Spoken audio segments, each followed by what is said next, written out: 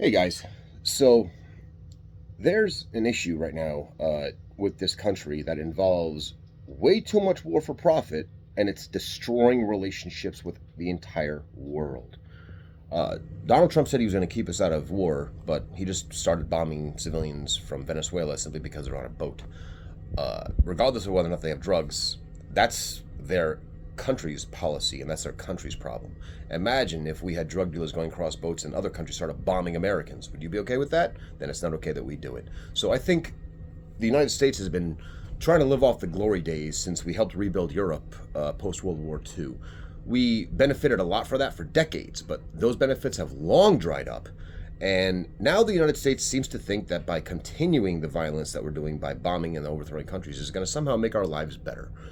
Well, I have an opposite solution to that. I think what we should do is we should pick some of the poorest countries in the world, and then prop them up, find out what type of resources they have, and then help them the same way we helped rebuild Europe after World War II.